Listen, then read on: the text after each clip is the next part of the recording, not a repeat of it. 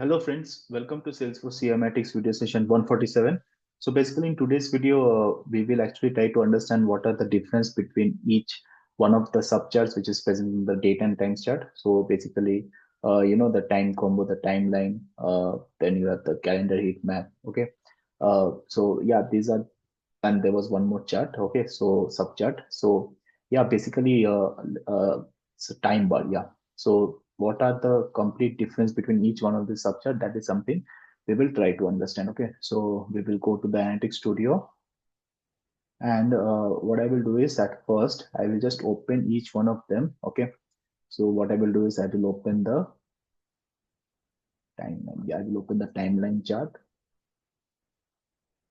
Let me duplicate this tab as well, and I will open the time bar. Okay, then we have something. No, before time bar we have something called as time combo. Let me open the time combo. Then I will open the time bar, and finally I will open the heat map. Okay. Now, very quickly, what I can do is like here, let's say if I go to the timeline. Okay.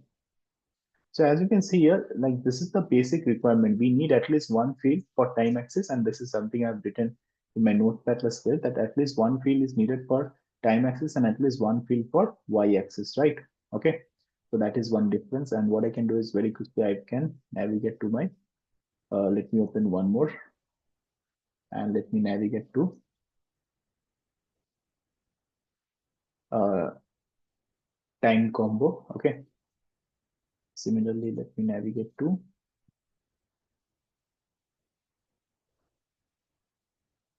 time bar, and uh, let me navigate to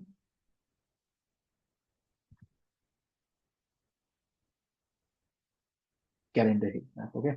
Now, one thing for sure is that in date and times, there is certain minimum requirement which we need to meet. Okay. So what is that? When it comes to timeline, you have to remember that, one field is required for time axis and one field for y axis. Okay. When it comes to time combo, you need one field for time axis, but two fields. Okay. Because it's a time combo, right? You need two fields for y-axis. Okay, that is one thing. That's the minimum requirement. Otherwise, the chart won't get disclosed. So one field for time axis and one field for y-axis. Okay, and in time combo, it's one field for time axis and two fields for y-axis. Similarly, in time bar, it will be one field for time axis and one field for y-axis. Okay, that's the way it works. And for calendar heat map, you definitely need one field for time periods and one field for color. So if you see, one thing is for sure, like everywhere you need one field for time axis and one field for time axis and one field for y-axis. Only in time combo, okay, you need two fields for y-axis. Okay, that is one thing which we have seen over here. You need two fields for y-axis, and when it comes to, and just for this calendar heat map, you don't have this concept of axis. What you have is the concept of color. Okay, now that trellis concept is also something which is not there. So there are two kind of difference which you have noticed. Okay, one point is that basically in all these three charts, okay, that is timeline, time combo, and time bar, you have this features of time axis and y axis. Only in calendar heat map you have this feature of color. Okay, and second point is that in everywhere you will have this trellis part. Okay, but only in calendar heat map you won't have the trellis part. The third part is we have something called as lines. Okay, so we have something called as lines feature. That is something which you won't see in any one of them. Okay, that's the third. And the fourth one is, of course, this one, that only, like, everywhere is compulsory to have one field for time axis, y axis. Only for calendar heat map, like one field for time axis and for color. But it's just that only for the time combo you need two fields. Okay, one field won't be sufficient. So here, let's say I take just one of the field, that is opportunity close state. The chart is getting displayed. This is for calendar heat map. Oh, sorry, this was for calendar heat map I selected, but yeah, for time axis also, like here, if I go for the year month, I think that will be displayed. Okay, and similarly here it won't get displayed until I have two parts in the time axis. So example, if I select opportunity close date, still the year won't get displayed because I have to select the second part. Okay, so I have to select two things in the y-axis, then the time combo chart will get displayed. The name suggests the combo thing, and here one part will be enough for me. Okay,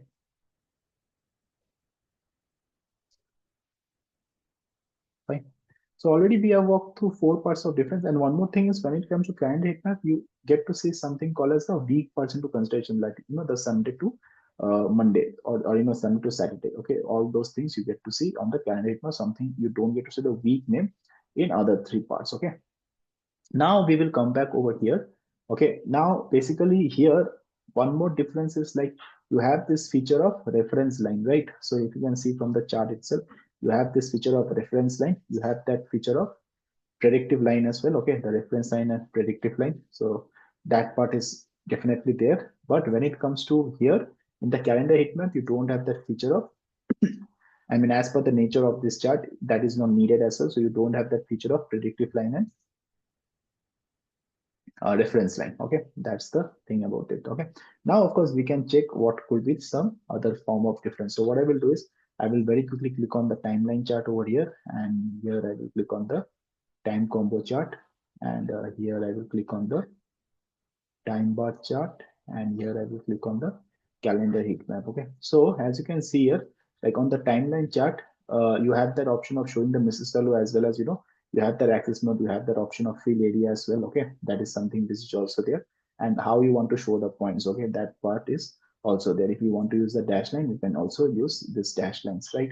Now when it comes to the time combo charts, okay, you can show the values, which is fine, and you show the values as on line chart. You can show that part. Okay, how you want to show it. If you want to show the points, fine. If you don't want to show the points for the line, that option is there. Okay, so that missing value concept is also here. Okay, as you can see here, the missing values, how that axis mode should be there. Okay, that is something which is there. I think the field area part is definitely not here. So when it comes to the time combo chart, that field area part is actually not here. But yeah, you have that extra option of series. So now if you see, of course, we have the x-axis, y-axis, which is fine. But here you have that extra option of series, like how you want to, because it's a combo, how you want to get the chart, whether you want to get chart a combination of bar or line, or whether you want to get the chart as a combination of bar and bar, or whether a bar and dot. Okay, that is something which we get to see over here. I just wanted to check one thing very quickly. So suppose if I go for sum of amount bar, and if I go for average of amount also bar. Okay, so in that case, both comes as bar. Okay, if I go for sum of amount as line, and let's say if I want to go for average of amount as line as well, so that is also possible. And if I want to go for sum of amount of dot, and if I want to go for average of amount as dot. Okay, now that is also something possible. So basically it helps you to customize the series when it comes to the time combo chart. Okay, so you can customize the series like how you want, whether you want a combination of line or bar, or whether one combination of bar and dot, or whether it's a combination of two things at the same time, like line and line, bar and dot and dot. Okay, all those features you can actually cross it together. Okay, that is one extra thing. And now if you come to time bar chart, again the access mode is definitely there. The only problem is you don't have that option of filling the area. Okay, which is definitely not present. Fine, which is only present over there. Okay, so that is one more point of difference. Like here you have that option of filling the area when it comes to the timeline chart, something which you don't have in any one of these cases. Okay, here it's a very simple thing. It's like you just can preserve level. Okay, nothing much is there actually. Calendar heat map. Okay, not much features are there. Fine, so that's another kind of a thing. And the count of rows, yeah, count of rows is fine. Then basically, like if you see the x-axis, you have the show title and all these things which I already walked through. Similarly, y-axis also, you can show the axis, you can show the title, all these things. This is something which is also there under this x-axis, and something which is there under the x-axis left as well. Okay, that is fine. And then you have this timeline chart where also you don't have that x-axis and y-axis kind of, yeah, you do have that x-axis, y-axis kind of thing. But when it comes to this part, okay, you don't have such kind of option of showing the axis. Okay, so yeah, that is another point of difference as well. Like you can play around and have some features of x-axis and y-axis. You can do the you can work around that for all the 3 charts, but only in calendar heat map you don't have to worry about the x-axis and y-axis. As you can see, the nature of the chart doesn't support, and that's not required as well. Okay, so yeah, these are some of the things. And one thing which I wanted to show you in this session is also about the conditional formatting, like what's the difference between this gradient and bins. Okay, so gradient, I already explained you, like basically there's a difference in between the shades of that color. So you have the low color and you have the high color. So basically between that shades, whatever comes over there, you get to differentiate. Okay, so for example, here if it is on the greater side, I know this is the point where the numbers are maximum. When it comes to bin, so that's the point of gradient. You get to select only two colors, and out of that two, whatever shades is there, okay, between the lighter and darker, you get to choose that. Ideally, basically, the low color should be, a lighter color, and high color should be a darker color. That helps when you go for this option of gradient. That helps the end user or the client to actually differentiate and analyze or visualize the chart properly. When it comes to bin, you can actually choose very specific colors. For example, if it is less than 0, okay, let's say I know I want to put it red, okay, and legend label, I can write it as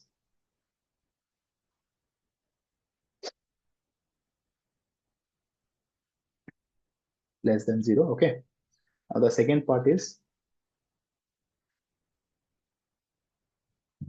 like when it is,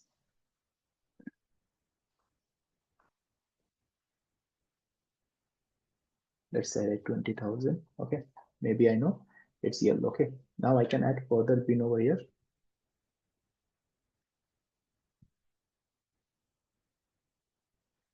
I will mention as 20,000. Yeah, here I will mention as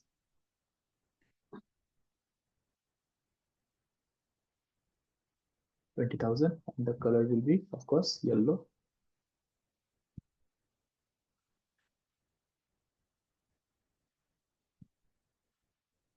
And if it is more than 20,000, I can mention the color as green, okay. And here, of course, the label will be more than 20K.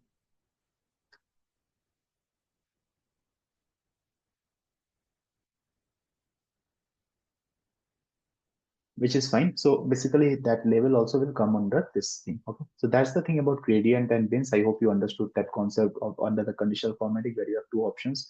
That gradient is like you choose the low color, high color, and between the shades you have to decide, you get to visualize it. And gradient is like and bins, that was gradient, and bins in like you can choose some specific colors, you can have different ranges over there. Like I have chosen 0, less than 0, 0 to 20,000, more than 20,000, but it can be 0, 0 to 10,000, 10,000, 20,000, 20,000, 50,000, 50,000 to 1 lakh. Then that way you can proceed as well. Okay. So basically here it gives a complete picture. Of course, ones which are not having any values, that will be anyhow marked as gray in both of the cases. That is fine. For example, in this case, I have chosen more than 20 for it. That's why it's appearing green. Okay. That's the way. Maybe I can choose a bit lesser in number, I guess. Yeah. I don't know, 20. Okay, I think everything is, more than 10 only. Yeah, that is fine. Okay. But anyways, in my example, it's showing a screen, but if you have certain values which are landing between those things, you will get that value as well. Okay. In my case, it won't matter, which is fine. So yeah, that was all about this one. So I hope you got the basic understanding of all these things. Okay. So again, just to recap, like on timeline, it's like you need one field on time and y. In time combo, you just need two things on the y-axis. In time bar, it's like 1 and 1. And on calendar, you need one for time and one field for color. Okay, that is for sure. And then the other part is like, here in the calendar heat map, you don't have that concept of axis, okay, which is something which is present on all three of them. Then under timeline, you have that option of, filling the area, something which you don't see in other parts. Okay. Then of course on time combo, you have that option of serializing it. Okay. You have this option of uh, customizing series. Okay. Like you can choose line, dot, or whatever, something which is not present in others. Okay. So that's the part. And yeah, more or less, I think this was all about this one. Then of course, in all these three charts, except for the calendar heat map, you have that option of showing the reference line and predictive line. Fine. So yeah, that is more or less about this one. I hope you understood what is the difference between all the subchats which are present under dates and time. And yeah, that's it about this video. Just want to give you a few recap of whatever things we covered separately. And yeah, we can meet very soon in our next session. And also, I hope you got it. What is the different types of coloring method which you get to see under condition format? Maybe I can save this one as well, which is fine. So yeah, in our next session, we are going to cover the next section of chart, that is the Gauss chart or gauge chart, whatever you call it. Okay. So yeah, let's meet very soon in our next video. Thank you.